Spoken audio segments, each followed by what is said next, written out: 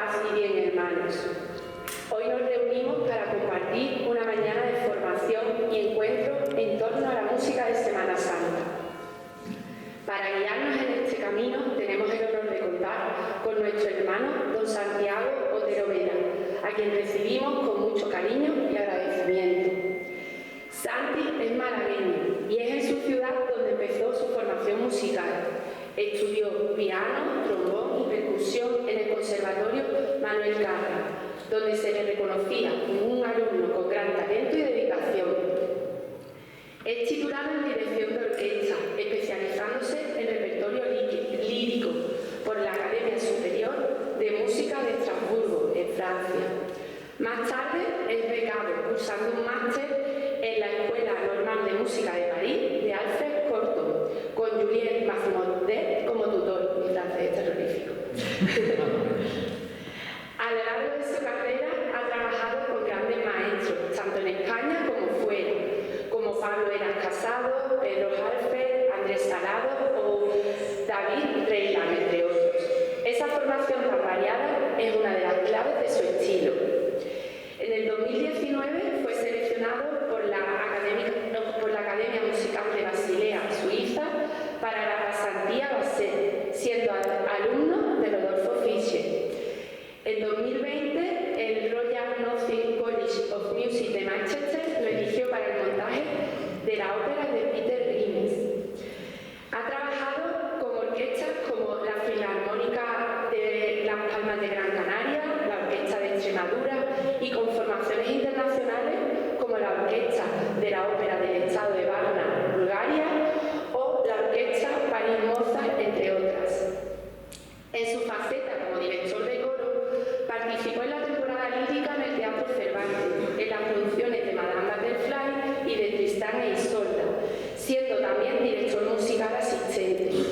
También ha dirigido el coro titular de la Ópera de Tenerife para Adiós la Bohemia, en diciembre del año pasado. Entre 2017 y 2023 fue director del coro de la Universidad de Málaga, interpretando obras como Requiem, El Mesías o la Misa de la Coronación de Mozart. También ha dirigido coros como el Tomás Luis de la Victoria de Granada. Entre junio y octubre del 2024 fue aceptado por la Ópera Nacional de París como observador en los montajes de Così fan tutti y La Flauta Mágica. En el 2023, por su trayectoria y su compromiso con la música francesa, fue nombrado Caballero de la Orden de las Artes y las Letras por el Ministerio de Cultura de Francia. Santi, gracias por estar hoy aquí, por compartir tu experiencia y tu pasión con nosotros. Te cedo la palabra.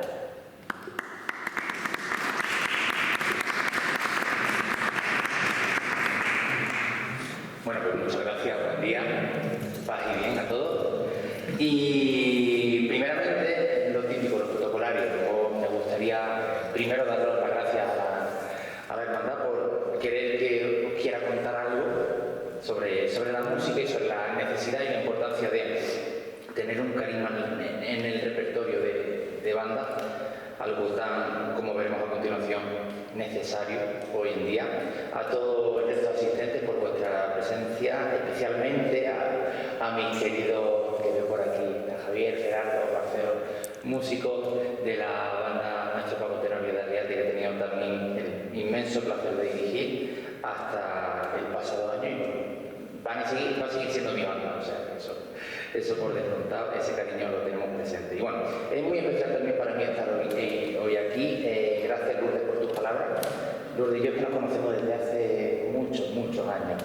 Y bueno, y es muy, insisto, muy especial intentar hablar de un concepto que hoy en día es tan necesario como por muchas hermandades y por muchas bandas y por muchas personas que se acercan o que toman decisiones a la hora de lo musical, pues en cierto modo desconocido. O sea, necesario y desconocido. Van por ahí las dos claves de la charla. Me gustaría, los que me conocéis ya, que no fuese una charla al uso, es decir, podéis tomar el uso de la palabra cuando creáis oportuno, porque me gustaría que esto fuese una especie de coloquio no una conferencia, no alguien que viene aquí a hablar o a soltaros lo que entiende, sino que también creo que es muy necesario y muy rico la retroalimentación en este tipo de cuestiones, insisto, tan peliagudas en el buen sentido como es la música. Y antes de empezar de hablar de música propiamente dicha, yo creo que cuando estamos al frente o nos ponemos en el contexto de banda, hermandad, de elegir repertorio, etcétera, etcétera, creo que hay que tener muy claro una cosa. El nombre de la charla no está puesto al azar, ni se ha pensado así, no, es identidad. O sea, la palabra identidad para mí es muy importante. ¿Por qué? Porque claro, muchas veces ya hablo como cofrade, no hablo como músico, como director en este caso. Las hermandades o los cofrades tendemos a pensar, bueno, que muchas veces, bueno, a mí me gusta esto para mi Cristo, para mi Virgen, tal y cual, sí, pero sin pensar verdaderamente muchas veces dónde estamos, lo que somos. Es decir, yo no me hago hermano de cuoto con hermandad porque sí, al menos yo lo entiendo así. Tú tienes que ser hermano de cuoto con hermandad porque te atraiga algo. Para empezar, lo esencial, que las imágenes a las que tú acompañas, a las que tú rezas habitualmente, te conectan con esa divinidad, con el Altísimo, que entiendo yo que aunque haya 200.000 tallas, 200.000 hermandades, cuando uno, insisto, está en una, es por algo. Puede ser por eso, o puede ser por el propio carisma que la hermandad tenga a lo largo del año. No solo durante la procesión, que es lo bonito, que es lo que todo el mundo va a ver, que es lo que todo el mundo entiende que, me gusta esto por tal, por el concepto de lo que la hermandad desprende a lo largo del año. Me vais a perdonar, pero es muy curioso que en mi caso particular, yo soy hermano de dos corporaciones, músicos, un hermano de dos corporaciones de silencio. Como en mi caso, en la que soy oficial de la Junta de Gobierno, de la Archicofradía de los Dolores de San Juan de Málaga, y aquí, en la Veracruz. ¿Por qué? Bueno, pues en mi caso es porque hay un carisma muy claro. Un carisma muy claro a la hora de entender la fe. Un carisma muy determinado, que no solo se ve el Jueves Santo en la procesión, sino que se ve el resto del año. En el otro caso, no solo pasa el Viernes Santo, ¿no? Sino que es una manera de entender. Y claro, en esa manera de entender, todo lo que va asociado tiene que encajar. No puede ser arbitrariamente decidido, no puede ser arbitrariamente, por gustos volubles de X o alguna persona. No. Creo yo que tiene que ir en consonancia con lo que hay. Estamos en un convento de hermanas clarisas. Aquí las clarisas tienen un carisma muy determinado, un carisma franciscano, el carisma salesiano. Es decir, todas las órdenes religiosas tienen su propio carisma, su propia identidad que la hace diferente del resto. Y eso, a la hora de lo que nos ocupa hoy, elegir un repertorio, tiene que ser, bajo mi criterio, insisto, como cofrade, necesario, esencial. Porque si no, ¿qué hace? ¿Dónde está? ¿No? Es decir, yo no me atrevería, un supuesto, ¿no? Aquí a proponer X marcha muy famosa hoy en día con muchos caberistas. No tiene sentido. No es coherente. La coherencia que tanto se nos pide a los cofrades y que últimamente se nos está achacando mucho falta de coherencia a la hora de ciertas cosas, muchas salidas extraordinarias, Esa coherencia creo que tiene que ser determinada y nada impostada, sea de verdad, porque eso por otro lado también se ve la que por un lado está X tiempo de una manera y de buenas a primeras pega el volantazo por no sé qué y cambia el otro lado, pues mantener el número de costaleros, corredores, por no perder hermanos, por tal, somos capaces de cambiar nuestra identidad, nuestra idiosincrasia y creo que ese no es el camino para afrontar, pues todo lo que viene, ¿no? Que cada vez el mundo cofrade está más homogeneizado, más globalizado, parece que todo es lo mismo. Tú vas ahora a una extraordinaria en Málaga, vas a una extraordinaria en Granada y vas a una extraordinaria en Sevilla y lo que cambia es el escenario, pero el resto lo ves todo igual, mismo repertorio, se busca la pedalada porque sí, tal y cual, en fin. Que es muy bien, porque evidentemente es lo que ha decidido la hermandad en este caso, pero cuidado, que no, como cofrades no desvariemos. Y ahí, en esa evolución del criterio, en esa evolución, debemos de, o las hermandades, creo yo que deben de ser, insisto, persistentes con la identidad, con la idiosincrasia. Esta hermandad lo tiene muy claro, es una hermandad que, y ya voy hilando con la música, desde el propio acompañamiento musical ya marca una pauta. Anteriormente con 2 capillas, ahora mismo con una capilla musical, un trío de capilla en el Señor y una banda de música, maestro Paco Tenorio en la Virgen. Pero no se ha perdido la esencia. Yo para preparar esto, esta semana me he estado viendo algún vídeo del año pasado y la sensación, insisto, aséptica como cofrade, no como músico ni como parte del cortejo. Es que era perfecto, no desentonaba nada lo que había. ¿Pero por qué? Porque hay detrás algo principal, y con esto cierro este capítulo, que es la coherencia. La coherencia que los cofrades muchas veces se nos pide y debemos de hacer más uso de ella. Y como digo, esta cofradía, una de las cosas que tiene es que va en una línea muy a lo que eran las hermandades al principio, porque el acompañamiento musical siempre ha estado. A ver, vamos a hablar, y no son palabras gruesas, es una realidad. Una procesión es una puesta en escena. Es una puesta en escena, igual que en un teatro. Alguien que prepara Hamlet, prepara una puesta en escena para ese conflicto. Pues igual que una procesión, sea lo que sea, una puesta en escena. Una puesta en escena diferente, porque es una puesta en escena viva, que durante 3 horas, 6 o 12, es un espectáculo andante. Es un espectáculo en el sentido literal de la palabra, es un espectáculo. La gente, ¿por qué se asombra? ¿Y por qué la Semana Santa es la fecha donde más personas, turistas, vienen a vernos a Andalucía? Porque es un espectáculo que, claro, no se ve en otro lugar, es muy difícil de encontrar en otro lugar. Y dentro de este espectáculo, que insisto, puede ser comparable a la tragedia griega, de la época clásica o a la ópera actual, la música tiene un papel importantísimo. Voy a hacer un pequeño recorrido para el que no tenga claro. Cuando a partir del siglo XIII, siglo XIV, las hermandades empiezan a hacer penitencia, evidentemente van pues, de una manera solitaria, sin ningún tipo de acompañamiento musical, pero se entiende, bueno, con el paso del tiempo, la música sacra, la música de las iglesias sale a la calle, y durante los desfiles, como es una estación de penitencia, es decir, es sacar a la calle pues parte de la liturgia, si se puede llamar así, se empieza a acompañar, o bien de una manera vocal, con coros que cantaban cantos llanos, coros de hombres que hacían canto llano, que es el canto gregoriano, y con el paso de los siglos, siglo XVI, siglo XVII, empieza ya en el barroco a buscarse un avance en eso. ¿Cómo? Pues se empiezan a colocar instrumentos que acompañen o que sustituyan, en el caso de no haber canto, ese canto. Y estamos hablando de procesiones que desde llevan órganos portátiles, lo que se llama órgano positivo, hasta sacabuche, que es antecesor del trombón, chalumó, que es antecesor del penente, en fin, instrumentos de viento que acompañaban y sustituían al canto cuando durante la procesión, durante el acto penitencial de ir de un templo a otro, no se cantaba, insisto, esos instrumentos hacían esa función.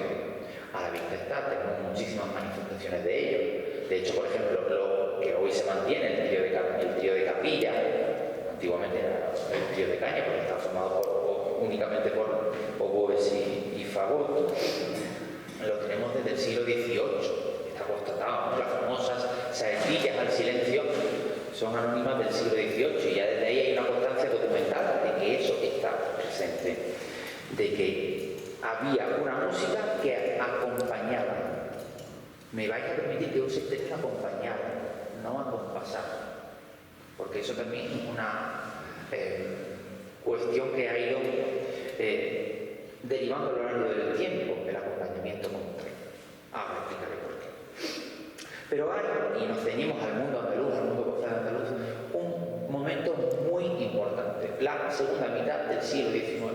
Al final, evidentemente, la manera de entender la Semana Santa como la tenemos hoy en día está muy influenciada por lo que pasaba en Sevilla. Es una realidad. Málaga, como todo el mundo sabe, todos ustedes saben, sí siempre ha sido una especie, ¿no?, como el contrapunto, una manera diferente de entenderla, pero bueno, hasta entonces todo lo que es esta zona, toda la zona oriental, está influenciada por la concepción de lo que ocurría en Sevilla.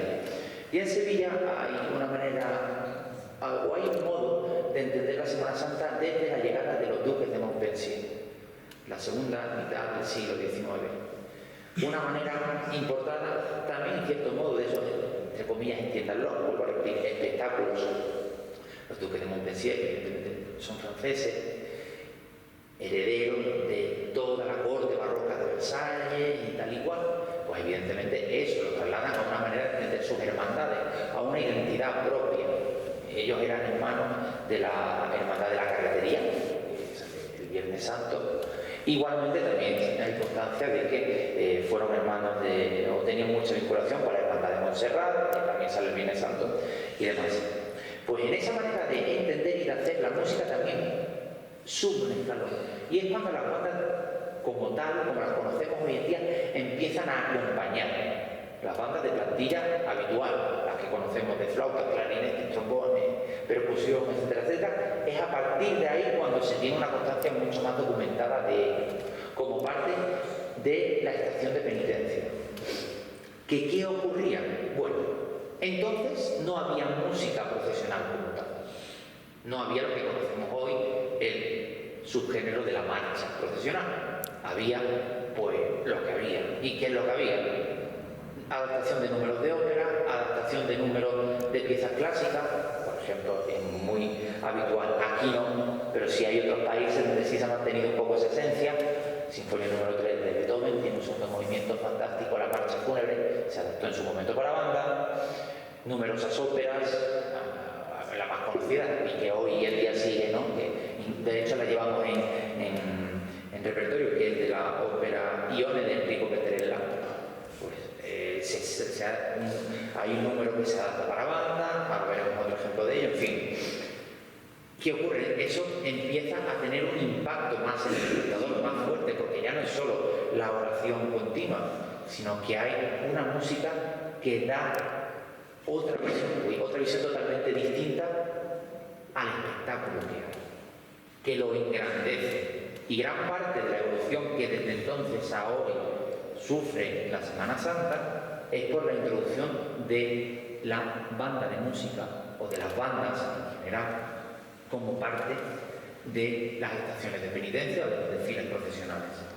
Que esto se mantiene y esto, bueno, este decorado también te llega con esta, insisto, con esta adaptación de obras clásicas, con esta toma de números de ópera, toma de números de sinfonías, hasta aproximadamente finales de ese siglo, que ya es cuando se empiezan a componer, como veremos a continuación, algunas piezas ex profeso para ciertas imágenes, o más que imágenes, para ciertas hermandades, que se les ponen y se les titula, bueno, pues con algún nombre alusivo a la hermandad. Ahora veremos el caso de Virgen del Valle, que Virgen del Valle no está dedicada a la Virgen, a la imagen titular, pero es el nexo de unión de la historia que les contaré a continuación. Y a partir del inicio del siglo XX, con la aparición y el uso, claro, las cofradías, las hermandades se dan cuenta de que, oye, esto gusta, pues empezamos a recurrir a qué música, aparte de las bandas municipales, de las bandas que dependían de los ayuntamientos, que dependían de las municipalidades, de las diputaciones, etcétera, etcétera, eran unas oficiales. ¿Qué más había? Pues bandas en los cuarteles militares. Y la música o la manera de entender la música dentro de la procesión de la estación de penitencia hace que empiece a tornar en una música de acompasamiento, en marchar. De ahí el término marcha. ¿Por qué? Derivado todo de una herencia de los militares. Ahí tenemos un nombre claro y evidente como el de Manuel López Farfán, que a partir de la década de los años 20 revoluciona, o no es que revolucione, sino que ya pone los pies y pone las bases, asienta las bases de lo que es el género de la marcha como tal, desde entonces hasta nuestros días. Evidentemente, a día de hoy, pues hay numerosísimas maneras de entender el género de la música profesional. Se han creado nuevos estilos, bandas de metales, percusión, las agrupaciones musicales, bandas de cornetas y tambores que, como sabéis, tienen su origen en la banda de General Cuerpo de Bomberos de Málaga, que solamente eran cornetas y tambores. Incluso ese género ya ha derivado a que la banda de cornetas y tambores se transformen en algo más.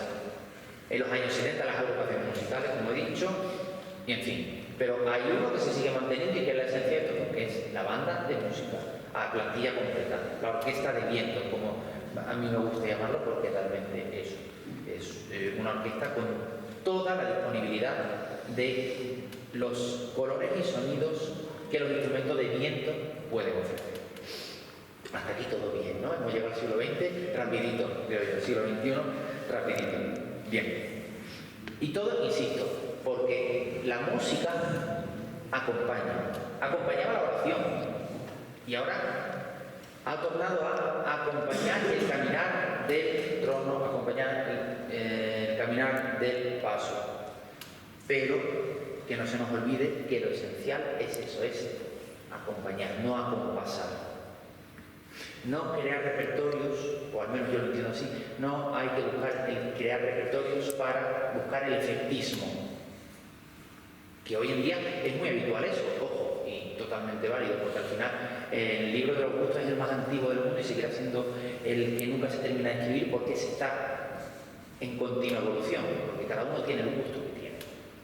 Pero que evidentemente, y vuelvo a lo anterior, el carisma de lo que tú pones en la calle determina mucho el resto de cosas, incluyendo, o más que incluyendo, creo que debe ser primordial, la música. Y hay una serie, el año pasado ya cuando se planteó la inclusión de la banda de música, el maestro Paco Tenorio aquí, y estuvimos discutiendo, lleva aquí de hecho a Cabildo Oficiales, a Cabildo de Hermanos, el número de marcha, la tipología de marcha, qué marcha y tal. Bueno, pues evidentemente cuando se me pidió consejo, yo suelo intentar tener cuatro puntos muy claros a la hora de elegir un repertorio. Y yo creo que, a ver, yo no pretendo ni quiero sentar cátedra, pero bueno, creo que es lo que todo director, cuando al final, que eso es muy importante y eso es algo que es de agradecer por vuestra parte, que consultéis y toméis y palpéis la opinión del maestro o de las personas que están a cargo de la banda. Porque muchas veces, insisto, ya es la propia cofradía la que te pone el repertorio y tú preguntas, ¿quién ha hecho esto? ¿Quién ha hecho esto? ¿Qué sentido tiene?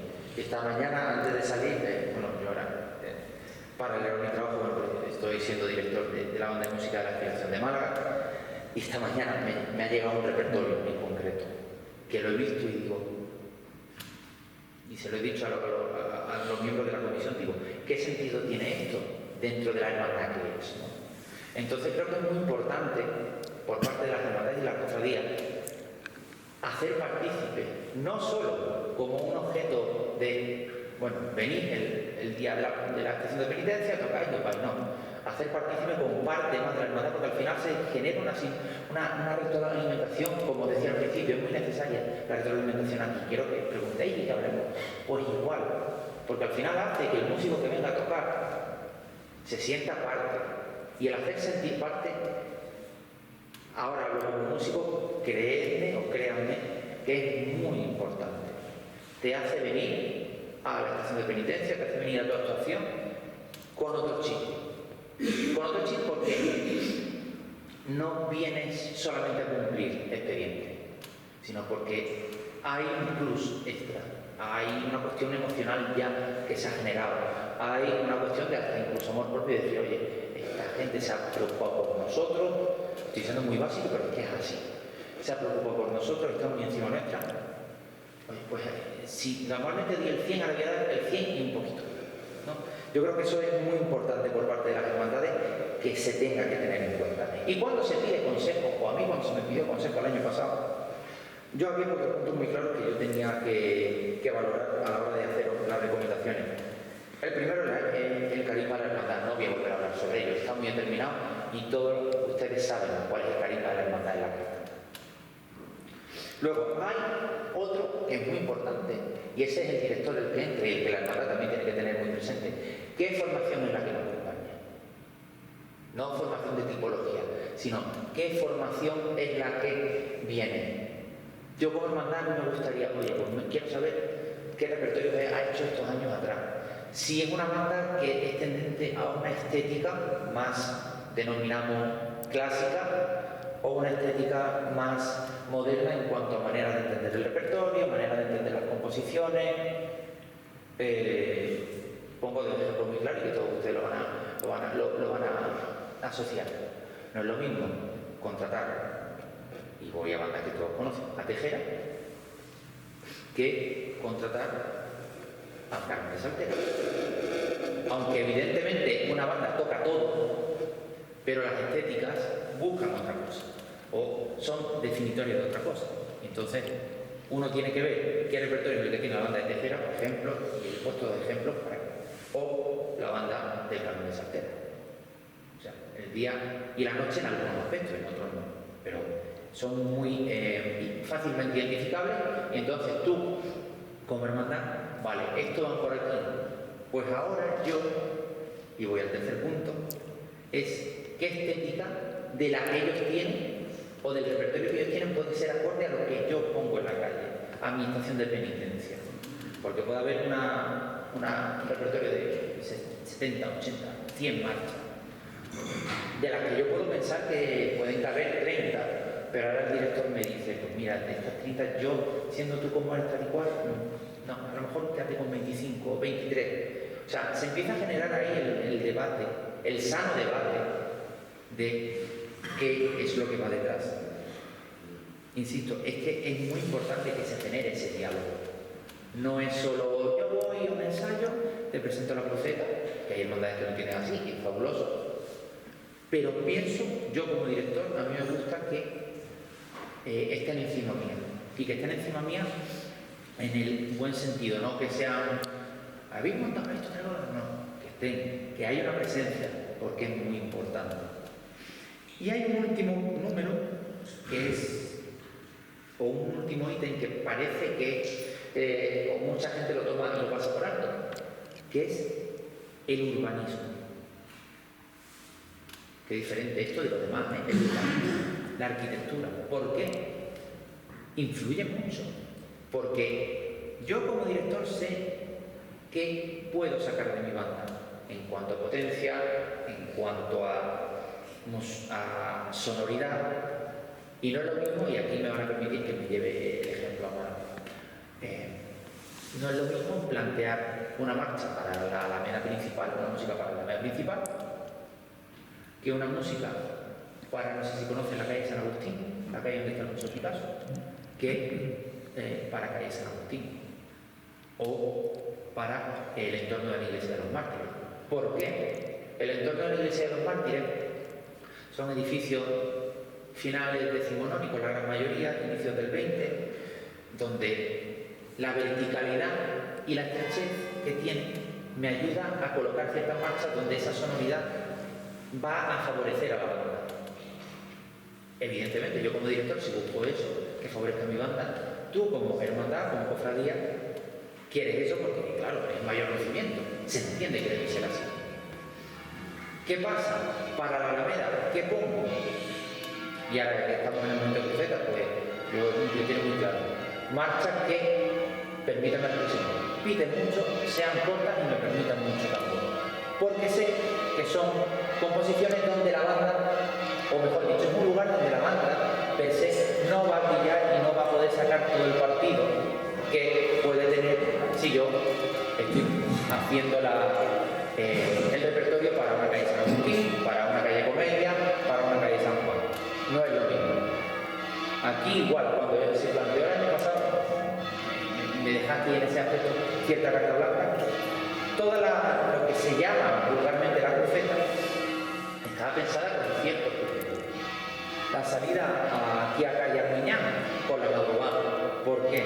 Porque es una marcha donde el metal, dentro del corte del repertorio, tiene mucha presencia y es mucho más sonoro. Entonces ahí la banda puede ganar.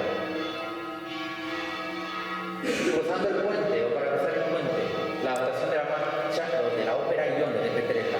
¿Por qué? Mismo criterio. Es un punto donde la sonoridad está totalmente abierta. Ahí pongas lo que pongas, por desgracia, digo por desgracia, sonora, no va a resultar, no va a sonar lo mismo. Si toda parte, yo creo que todos queréis pasar rápido por ahí, también porque, pues Ione, porque es una marcha que sirve para andar, es una marcha en la que, insisto, el metal vuelve a tener potencia y a mí me permite que la banda pueda tocarla desahogadamente. Cuando nos empezamos ya a vender en la ciudad, ahí fue donde empezó todo lo contrario. Ahí empezamos a meter La muerte de Ase, Jesús de las Penas, Virgen del Valle. ¿Por qué? Porque son piezas o composiciones totalmente opuestas, cuya instrumentación con la arquitectura de esas calles de 2 o 3 plantas muy estrechas permite que la banda, que la sección de madera, que es la más débil normalmente por organología, por construcción del instrumento, se vea mucho más favorecida. Con lo cual, la arquitectura, para mí, el urbanismo del desfile de la estación de penitencia es muy importante. Y yo creo que es un criterio que se tiene que tener muy en cuenta. No colocar marcha al azar porque si, oye, me gusta el puente voy y tal, voy a colocar, no sé, Jesús del Valle. Bueno, eso no tiene ningún tipo de sentido. Apelo de nuevo a la coherencia. Esa coherencia musical también va en esos pequeños detalles. Y eso es lo que hace que, bueno, que al final la cosa funcione y la cosa sea o tenga un escalón diferencial, que no sea algo más, sino que al final la estación de penitencia gane enteros estéticos, porque hay algo que a mí me saca de lo rutinario, de lo habitual. Debía escuchar en esta curva X o para esta revirada otra cosa, ya lo sé, es otra cosa que las hermandades, y creo que tenemos que hacer autocrítica. Y ya paso a lo siguiente, lo de publicar los repertorios y las crucetas 2 semanas antes de Semana Santa. Ahí tú como hermandad me estás diciendo que lo que estás buscando es otra cosa, que no estás buscando el sentido, el rigor que merece una estación de penitencia al uso. Bueno, yo intento a las hermandades con las que yo, o de las que yo soy hermano, o a las que yo acompaño, pedirles encarecidamente que no se publique hasta que no pase. Porque al final la gente va buscando X puntos, lo siento si soy claro, pero por el aplauso fácil. Por el aplauso, por el momento, por tal. Ahora en esta calle petalada, doble balcón, tal y cual, y van a sonar pum, pum, pum. Que si eso es idiosincrático de la hermandad, bravo. Pero creo desde mi punto de vista que no es lo más adecuado, porque rompe un poco ¿cómo decirlo?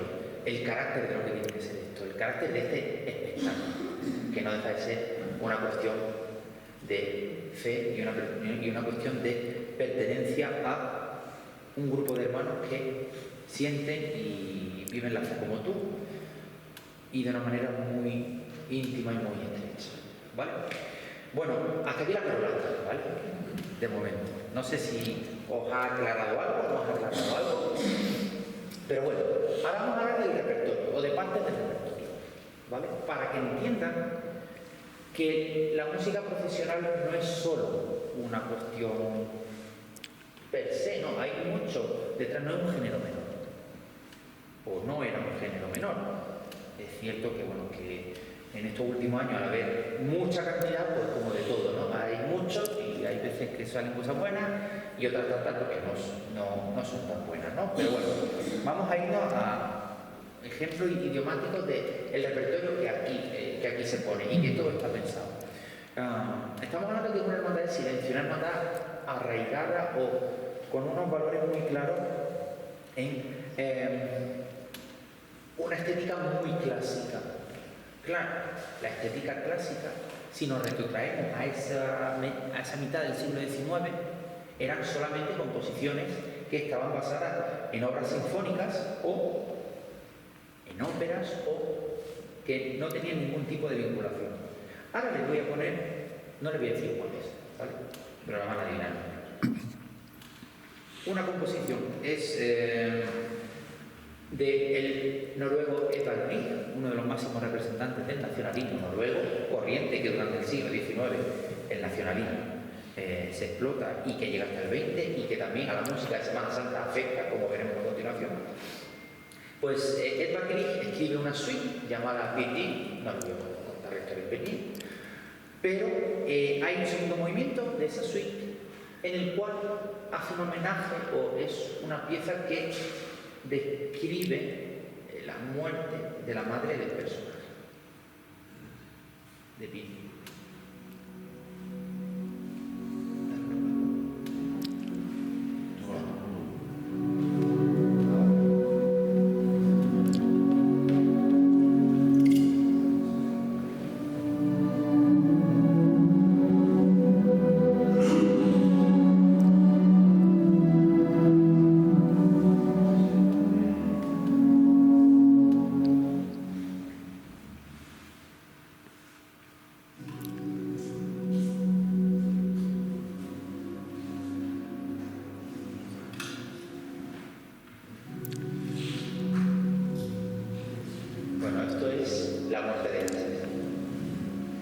Insisto, el segundo movimiento de la primera suite de Petit de Edvard Grieg. ¿Qué ocurre? Porque en esa búsqueda de acompañamiento empiezan los directores de bandas o compositores de la época a adaptar muchas piezas para las bandas que hacían de la época, o sea, para la plantilla de bandas. Y tenemos el resultado de que esta obra, La muerte de Asen, en directo lo van a perdonar, Manuel Fernández de la Granz, un hombre muy importante dentro de la música de banda de final del 19 en Sevilla, la adapta para banda de música y queda algo así.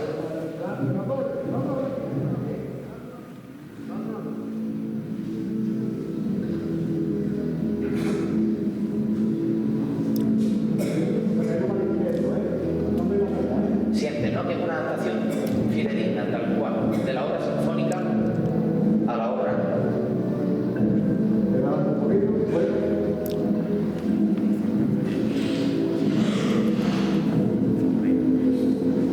Es totalmente igual.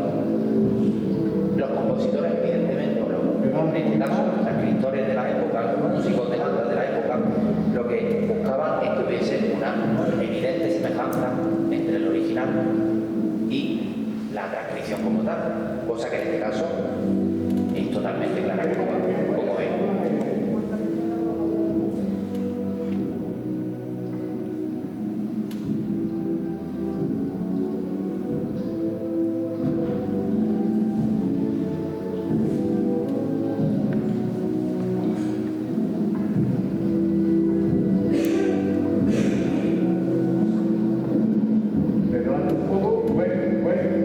Lo sienten, que es una cuestión, es decir, escoger lo que hay y simplemente adaptar el material y incluir la percusión, cosa que el anterior no estaba. ¿Pero para qué? Para que ayude al del final, al caminar. ¿Vale? Eso en el siglo XIX, así, de muchísimas obras clásicas que se adaptan para él. Hemos dicho el ejemplo anteriormente de John. Pero hay, como se diría en mi pueblo, cienes y cienes de ejemplos. Hay muchísimos ejemplos. Bien, nos vamos un poco después. Vamos a dos ejemplos muy paradigmáticos de lo que es la música profesional, que además nosotros lo tenemos aquí presente. Vamos a irnos un poco más adelante, al año 1897. Ya las bandas de música son habituales. Ya estamos en un contexto en el cual las bandas de música acompañan a el desfile procesional y empiezan a crearse una serie de, o empiezan a componerse una serie de composiciones, valga la redundancia, dedicadas a hermandades, al hecho en sí. No son adaptaciones, ya son per se. Tenemos un ejemplo muy claro, que es Quinta Angustia de José Fons Marimón, dedicada, y la primera que se reconoce como marcha del año 1896, creo que era, a la Quinta Angustia de Sevilla. Pero un año después se estrena una marcha, una pieza que ha pasado a ser universal, que es Virgen del Valle. ¿Pero qué ocurre con Virgen del Valle? Virgen del Valle no está dedicada a la Virgen del Valle. No está dedicada a la Virgen del Valle. Hay una intrahistoria detrás, que es lo que hace que tenga sentido el nombre. Vicente Gómez Zarzuela era un músico de la época que, pues como tantísima gente, encontró en la música sacra una vía de salida, una vía profesional de salida. Es decir, era músico que era organista, era violinista también, y tocaba o bien el órgano o bien el violín en las capillas musicales, en las funciones de las hermandades, que así lo requerían, porque la música sacra de la época estaba más enfocada al culto interno que al culto externo. Y de eso en Sevilla tenemos clarísimos ejemplos muy importantes, incluso el propio Joaquín Turina, podemos decir que es el nombre más importante que ha podido escribir, pero tantísima gente. Y uno de ellos era este señor Gómez Zarzuela. Bien, pues este señor muchas veces, pues evidentemente, requería de acompañamiento de personas tal y cual. Y había uno que para los cultos de la hermandad del Valle, siempre o casi siempre le acompañaba, que era miembro de la Junta de Oficiales, se llamaba Alberto Barrao, y que era un tenor, bueno, pues amateur, era alguien pues, que cantaba en los cultos, no se dedicaba profesionalmente a ello, pero bueno, cantaba y por lo visto, según las crónicas, con buena voz y con buen éxito. ¿Qué ocurrió? En 1896, Alberto Barrao, junto a un numeroso grupo de miembros de la alta burguesía sevillana, como él, deciden ir a una casa de recreo a Sanlúcar de Barrameda, en un barco. Ocurre una desgracia, y es que el barco pues, colisiona y pues, fallecen todos los ocupantes del Guadalquivir, que así es como se llamaba el barco, a la altura de Coria del Río. Hay crónicas de la época muy duras, y esto le causa tal impacto personal a Gómez Zarzuela, porque era muy evidente la relación personal, profesional entre comillas, con ser músicos y demás que tenían, que decide escribir una pieza fúnebre. Decide escribir una pieza fúnebre con o en memoria de Alberto Barrao. Y para ello, ¿qué toma?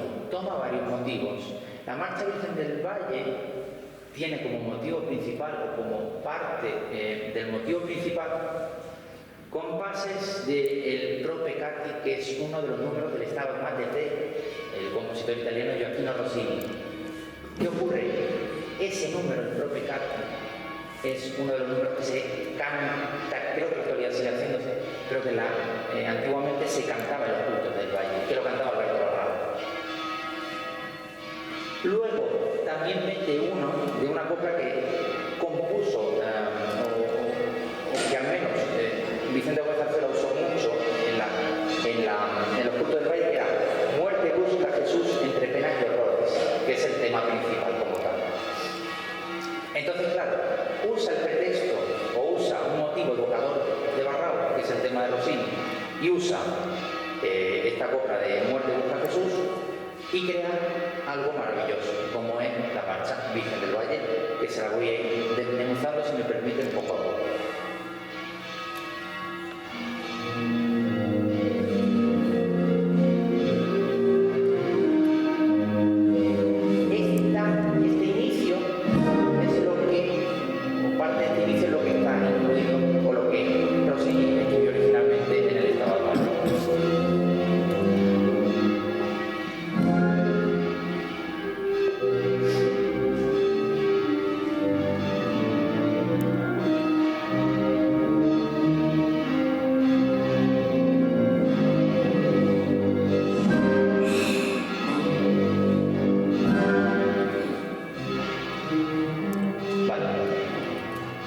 Aquí entra en juego otra cosa, y es que Gómez Zarzuela sabía mucho de música. era muy letrado musicalmente. Hay una figura en la música, una figura retórica, que se llama la teoría de los afectos. ¿Qué quiere decir eso? Que dependiendo de lo que uses, el tono que uses, así muy a grosso modo, dependiendo de la tonalidad que uses, dependiendo de cómo escribas, tú sabes que eso va a causar una emoción en el que te escucha. Eso viene de la época clásica, pero con el barroco es cuando ya se desarrolla como tal, una teoría como tal, con su tratado y tal. ¿Qué piensan que es el chan, chan? ¿Qué busca Zarzuela? Sorprender, del mismo modo que él le sorprendió la inesperada muerte de Barroco.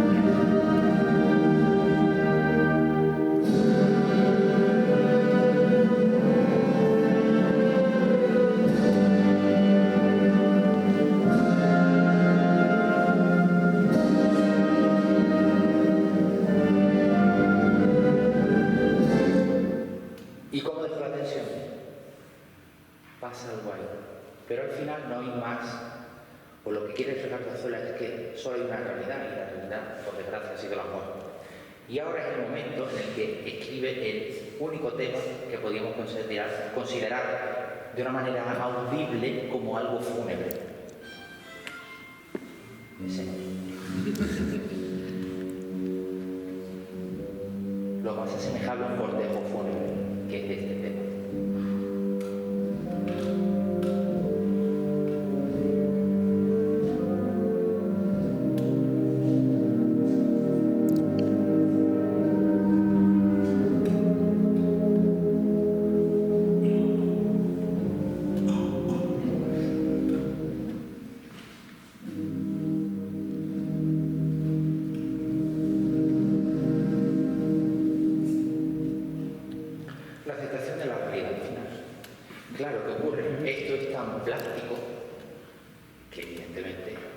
choca de una manera tremenda.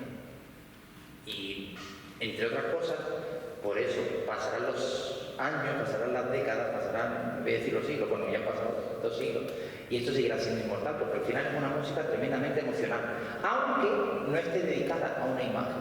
La imagen es el nexo entre las personas, la imagen es el nexo que unía el afecto de estas dos personas y hacia la que entregaban pues lo mejor que podían, que era su arte, su música, que eran Barrao y zarzuela. Año 1896, todo esto sigue su curso, empieza a crearse muchas más composiciones, La memoria de mi padre, de Juan Fernández de la Herranz, que por cierto, Zarzuela era un muy buen músico, pero claro, no sabía instrumentar. Y entonces, Virgen del Valle es instrumentada por Manuel Fon Fernández de la Herranz, hijo de José Fon, el que creó Quinta Angustia, y padre de Manuel y José Fon de Anta, los dos nombres para mí, gusto personal, más importantes del género como tal. Y vamos a terminar esto sacando un poquito y abriendo un poquito las puertas sobre la composición de Amarguras. ¿Por qué? Porque Amarguras sí que es una cosa, y hablo de cosas como tal, es un fenómeno verdaderamente atemporal. Es una música que trasciende más allá de lo profesional, más allá de lo cofrade. Es una música que técnicamente está muy anclada en la vanguardia de inicios del siglo XX, porque piensen ustedes, Manuel Fon de Anta, un tipo evidentemente pues de alta, con posibilidades económicas, además un tipo muy talentoso, va a estudiar a Bruselas, lo van a estudiar a Bruselas porque era un violinista, insisto, muy talentoso. También, en contexto histórico, inicio del siglo XX, todo lo que está pasando a nivel mundial. Me centro en el año 1918, él va a estudiar a Bruselas. Año 1918, todos sabemos que el hecho más importante es la firma del armisticio de Versalles, donde se acaba la Primera Guerra Mundial. Y donde paralelamente en París todas las vanguardias están en su máximo apogeo. Él estudiaba en Bélgica, aunque ya estaba en Madrid, y era consciente de todas las vanguardias como estaban, de todo el movimiento musical que había. Pero, aun viviendo en Madrid y teniendo esa influencia, tampoco era ajeno a lo que pasaba aquí. ¿Qué ocurre en 1918? Parece un examen de historia. ¿Qué ocurre aquí en 1918? Aquí en Ronda. Asamblea, ¿no? Asamblea de Ronda, que asienta, bueno, ya venía de Córdoba, pero asienta la base del ideal andaluz, de los infantes, etcétera, etcétera, ¿no? Es decir, vanguardia por un lado y luego un nuevo sentimiento, una nueva manera de entender el carácter y la idiosincrasia de un pueblo como el andaluz que se viene dando a inicios del siglo. ¿Qué pasa? La música no es ajena a todo eso. Y en el año 1918, aun viviendo Fon en Madrid, recibe una carta de su padre, de Manuel Fon Fernández de la Herranz, que le había insistido muchísimas veces: por favor, escribe algo para la Virgen de la Amargura. ¿Por qué? Por una sencilla razón, porque Manuel Fon Fernández iba mucho por diversos bares de la zona, a reunirse, reunión de amigos y demás, y lo que le pillaba cerca era San Juan de la Palma, de la zona de San Juan de la Palma. Entonces, claro, ahí genera un cierto vínculo con la imagen en sí. Y le envió una carta a Madrid con 4 estampas de la Virgen, que a día de hoy se conservan, y en esa carta hay un texto solo: ya que no me has hecho caso a mí, no le niegues a ella el poder tener tu música, o algo así, creo que era el texto. ¿Qué ocurre? Pues evidentemente eso le impacta a Fon y escriben. Pero escriban Amarguras, insisto, como una maravillosa mente de vanguardista de la época, de alguien que ha estado fuera y ha bebido de todas las corrientes estéticas que había, pero por otro lado alguien muy enraizado por lo que había aquí, con las corrientes andaluzas, un regionalismo que no era solo en la música, en la arquitectura. Ya Aníbal González estaba haciendo algo por ahí también, en fin. ¿Y qué ocurre?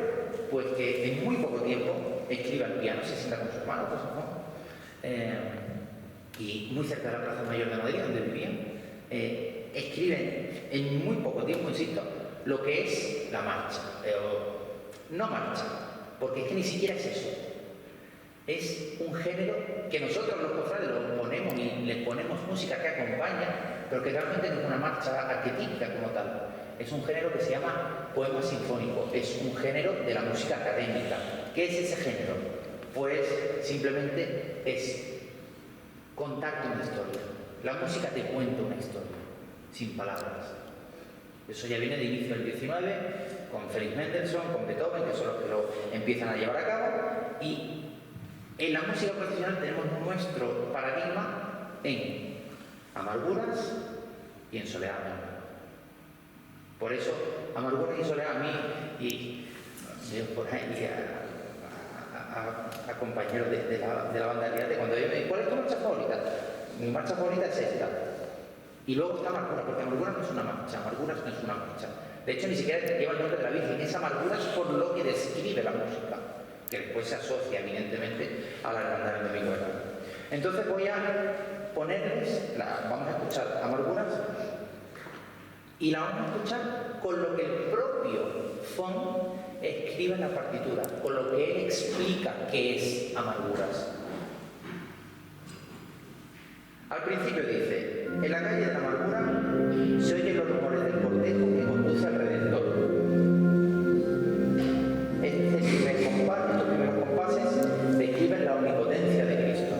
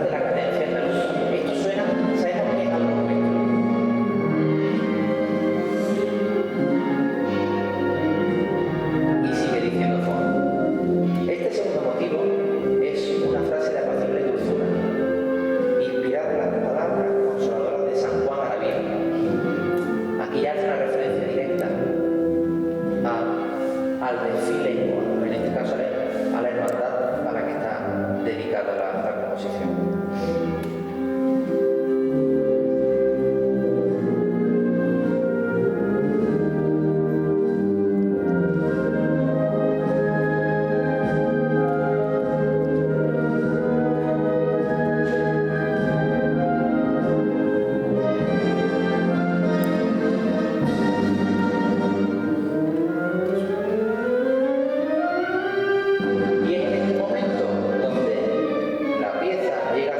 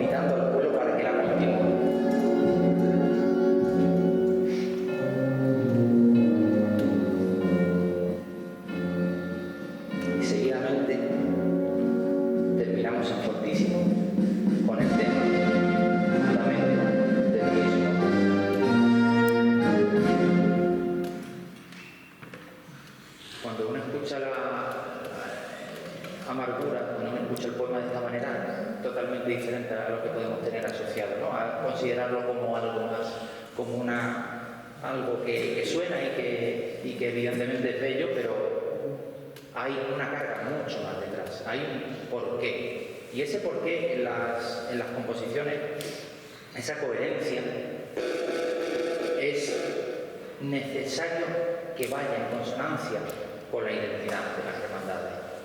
En este caso, y ya con esto voy a cerrar, lo tenéis muy claro. Y es meritorio, y en estos tiempos que corren para el mundo cofrade, es muy meritorio seguir en la coherencia del carisma y en la coherencia de la identidad como manera de entender la fe, incluso en un desfile procesional, en la manifestación pública del mismo. Que evidentemente, por supuesto, hay muchas más marchas dentro de vuestro repertorio y creo que alguna más podría entrar, Hablo de la ópera Margot, hablo de otra serie de marchas que creo que, bueno, podría, pero bueno, eso puede tener otro recorrido, pero ahí lo dejo que tiene un sentido. Y al final, con esto también uno se da cuenta de que hoy en día no todo vale, y que los cofrades tenemos que pelear por ese no todo vale, y que tenemos que hacer también, tenemos que hacer catequesis, hacemos catequesis de fe, por supuesto, pero también tenemos que hacer pedagogía los cofrades, los primeros a nosotros mismos, y véase en todos los ámbitos, pero la música, que es el más evidente, el que más opiniones genera por el debate público y demás, creo que tenemos que ser muchas veces pararnos, sentarnos, reflexionar y ver que lo que hagamos tenga sentido. Porque si no tiene sentido, no perdurará, sino será flor de un día y no dejará simiente en lo que viene detrás nuestra. Así que con esto termino. Muchísimas gracias por vuestra asistencia. No quiero marcharme sin, por favor, abrir turno de palabra. Si alguien quiere comentar algo, decir algo, no me ha gustado que diga, por favor, abierto, pero que se genere, tenemos 5 minutos, un pequeño debate sería muy interesante. Así que, por favor, tribuna libre y que puedan hablar todos aquellos que quieran. Y así voy un poco de agua. Bueno, yo tengo la primera pregunta. Tú has dicho, justo al final, aquello de que no todo vale. ¿Dónde está el límite? A ver, el límite es aquello, o para mí el límite está en el momento en el que lo extraordinario se vuelve cotidiano, lo diferente se vuelve habitual. Y hoy en día las cofradías pecamos mucho de eso. Pecamos mucho de, y perdonadme, voy a ser muy claro, pero es que si no, no puedo serlo, este año se pone una marcha de moda. Todas las bandas tienen el repertorio, todas las cofradías, si no la tienes, que la piden porque la quieren tocar en el punto de más vistoso, lustroso, y ahí ya estamos entrando en ese no todo vale, en el que, bueno, estás viendo una cosa, pero voy dentro de 10 minutos a ver otra esquina y voy a seguir viendo lo mismo. Y eso es lo que hace que pierda sentido. Porque yo entiendo que cada hermandad tiene su manera de entenderlo, pero de entender su procesión, su actuación de penitencia. Pero en ese momento en el que se pierde y se iguala todo, ya que más a ver a X que a Z, cambia el número cambia el color de la túnica, cambia el sorno floral, cambia todo, porque eso sí, en el sorno floral no, y hablo por las hermandades críticas, en el buen sentido, no, las flores a el bordado, no a porque el vestidor no es nuestro vestidor y nadie más. Pero la música, oye, yo no sé qué pasa, pero todo el mundo sabe de música, todo el mundo sabe de música, y todo el mundo vale. Para poderte hacer una receta, para poderte dar un consejo de tal, o para que te vengan, no, cambiamos, metemos esto aquí, porque ahí petará y no vamos a llegar, metemos.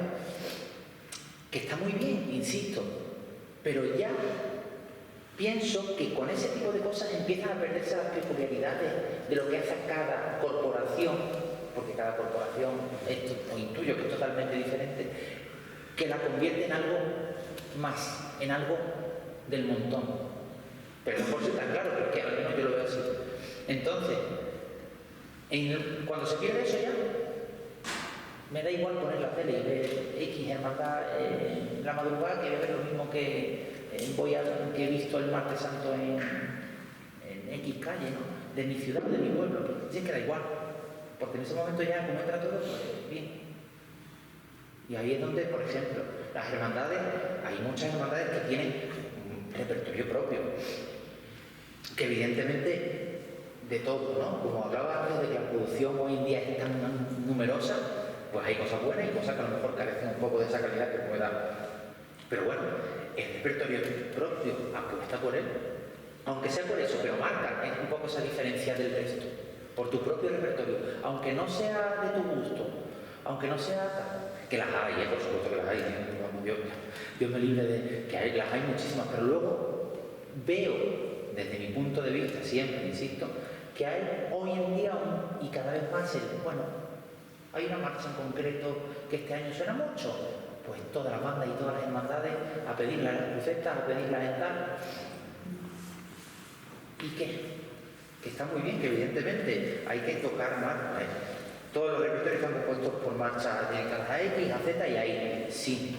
Pero aunque esté dedicada a X, a Z y a Y, marca tu identidad porque es algo que tú vienes usando desde hace mucho tiempo.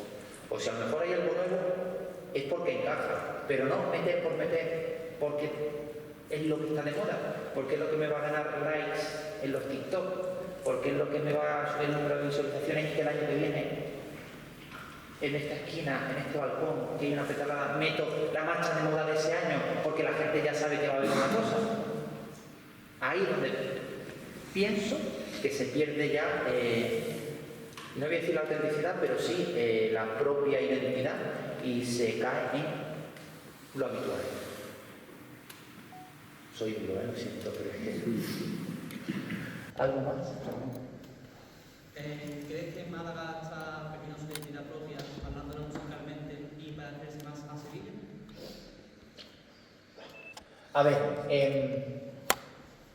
creo que Málaga está paradójicamente usando cosas y haciendo y poniendo muy en boga cosas suyas, pero al final son 1, 2, 3, 4 cosas, cuatro marchas que no las voy a nombrar, pero todas las tenemos en mente, o si no las tenemos en mente, se meten en YouTube y la van a encontrar. Hay 3, 4 que son las que me parece una apuesta porque es necesaria, que en Málaga hay muy buenas composiciones, tenemos muy buenos compositores, no hay que mirar a otros sitios. Tenemos una pleyade, Francisco Javier Moreno, ahora hay un hombre que está, un chico jovencísimo que lo está escribiendo muy bien, Tomás Ocaña, tenemos al maestro Perfecto Artola, en fin, que se está tirando de eso, pero claro, se tira de eso para un punto en concreto del recorrido o 2 puntos y luego el resto, y ahí las bandas de Málaga tenemos que hacer autocrítica y decir, bueno, hasta aquí. Yo lo he hecho con la mía, yo este año he cogido y he dicho, pum, hay ciertas cosas que no voy a entrar por ahí. Porque al final la propia banda también pierde su identidad. Y entonces te da igual escuchar a X que a Z, que ahí, sea de Málaga, sea de Sevilla, sea de Granada, sea de Toledo. Porque al final es lo mismo. Entonces, creo que no se está llegando a perder del todo, pero que como hay una globalización tal de que hay que tocar esto porque si no, no eres nada o no eres nadie, pues entonces al final te dejas arrastrar por la corriente. Y es una cuestión, y lo considero natural, es decir, si al final tú pues entras y tal.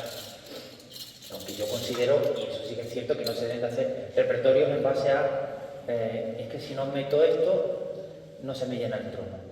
Porque todos ustedes saben que para la problemática por número de llenar los tronos ha sido una problemática, afortunadamente en estos últimos años no, pero ha sido una problemática bastante grande en diversas cofradías, en bastantes cofradías, ¿no? De llegar a lo mejor la semana antes de Semana Santa y no haber llenado el trono de me faltan 20 portadores y hay que sacar de donde sea y hacer crucetas atractivas para el público, para que tengan que sacar el trono, para que haya, perdón por los niños, sacatronos, pero no tu hermano, porque a priori tú, si yo soy de los que piensa que tú, si eres nazareno, si eres hombre de trono, eres costalero, de X imagen, es porque, insisto, y vuelvo al inicio, esa hermandad a ti te transmite algo, o esa imagen te transmite algo, tu manera de entender la fe, lo que sea, pero tú estás ahí por eso, no por lo accesorio. Y entonces, eso sí que es un problema, que se puedan llegar a pensar y a hacer repertorios en base y en cara a eso. Entonces, bueno, afortunadamente cada vez lo menos, también lo digo, que esto está siendo afortunadamente ya prácticamente rara avis, pero bueno, siguen pasando. Y hay que hacer un poco de también eso, de que las hermandades tienen que hacer, y las bandas también en este caso, tenemos que hacer un poco de mirar para adentro y decir, bueno, vamos a marcar nuestra propia. Más. ¿Le parece a usted correcto el poco uso de la música de Germán Bellveder por los completidades? A ver, es que Bellveder es un gran nombre, y todo lo que sea de Bellveder, padre e hijos, porque los hay, de hecho, hace un par de días falleció uno de sus hijos, José María, también tiene algunas marchas, o sea, todo eso es calidad, al final un hombre que viene del mundo académico y que se dedica todo el mundo al mundo académico, me refiero a la música clásica, y que todo lo que pone en las partituras es calidad pura. Por supuesto que hay que apostar un poco más por ese autor, y que creo, sin conocer, y no quiero pecar de ignorante, pero no conozco mucho sobre Jerez, pero sé que no les suelen dar su sitio. Entonces, si en tu casa no te dan el sitio que mereces, pues evidentemente fuera ya es más complicado. Primero yo creo que ellos tienen que hacer tienen que tener mucho amor propio para ello, y después el resto, porque al final la música es universal, es decir, Beethoven se toca aquí, se toca en Taiwán, se toca en Sydney y se toca en San Petersburgo. Lo que tiene calidad va a tener sitio seguro. Lo que pasa es que hay que poner, insisto, y como Beigbeder hay otros, hay muchísimos grandes autores que no tienen cabida porque, bueno, a lo mejor su música ha pasado muy desapercibida, o las bandas, vamos a ver, hemos entrado en lo cómodo de, hay algunas marchas que a lo mejor me implican mucho más tiempo de trabajo por la complejidad y otras, sobre todo de la década de los 80 para acá, que se ha escrito que son muy asequibles desde el punto de vista de lectura. Beigbeder me implica tiempo, otro me implica menos tiempo y sé que me lo va a pedir más gente, pues yo evidentemente banda economizo tiempo y tal, pero que sí, que yo estoy contigo, que se debe sacar mucho más el nombre de Beigbeder a la luz y debe de tener mucha más cabida porque toda su obra puede tener en su contexto, puede tener cabida en muchísimos repertorios y muchísimas hermandades. La última ya.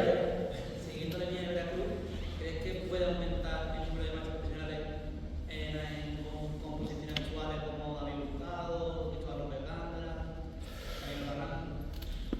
A ver, ahí hay buenos nombres los que tú has dicho, es decir, Hurtado, Gándara, Albarrán, Jaime Moreno, hay marchas que pueden entrar perfectamente, que podrían entrar perfectamente dentro de esta estética. Pero creo que todavía, y es, insisto, opinión personal, aquí que nadie se siente influenciado ni debe intentar, que hay mucho de lo clásico, que se debe explotar más. He dicho el ejemplo de Margot. Margot es una cosa modernísima, aunque sea del año 25, pero del año 14. Es modernísimo, muy moderno. Hurtado, Gándara, en unos años posiblemente. A día de hoy creo que si se apostase por meter algo, se debería volver a mirar un poco atrás y a sacar cosas. Meter algo de Beigbeder, por supuesto. Beigbeder tiene cosas maravillosas de sacar. Podría entrar perfectamente aquí. Memoria eterna, pero de cajón. El resto, yo digo que sí, pero en un tiempo yo terminaría de afilar lo anterior y entonces ya poco a poco ir metiendo lo nuevo. Ahora una de las marchas de este año, el Mayor Dolor, ¿no? de Albarrán, que es una de las piezas que se ha puesto muy en repertorio de este año, aparte de una muy buena calidad.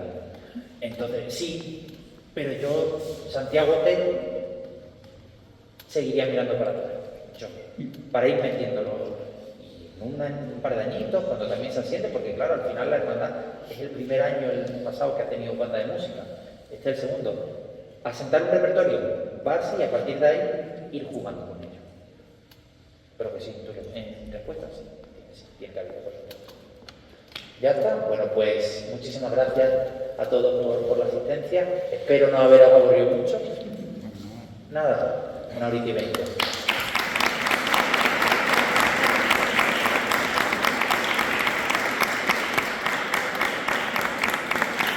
Y espero que la música profesional la miréis ahora con otros ojos, que es necesario. Tenemos que hacer ese ejercicio todos los conciertos. Claro. Buenas tardes a todos. Vamos a despedirnos. Santi, tienes que venir a cabina.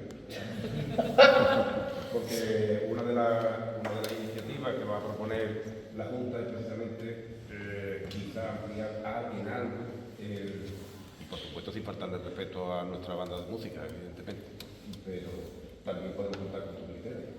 Y si entra en agenda, bueno, pues el día 21 creo recordar, ¿no? De febrero. Estoy en Francia dando un concierto.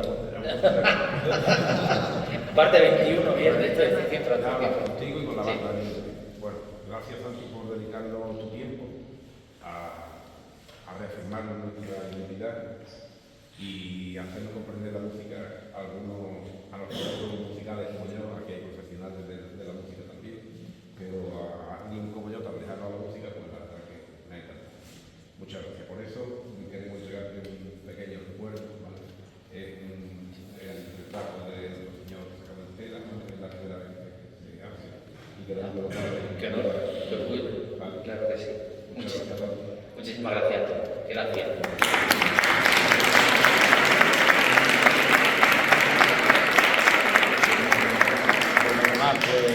Ya terminamos. Muchísimas gracias a las hermanas Clarisa que han tenido que ir a sus quehaceres. Me han mandado un WhatsApp para que lo sepas. Y a todos los que habéis venido, a los miembros de la banda, a miembros de otras cofradías y por supuesto a todos los hermanos.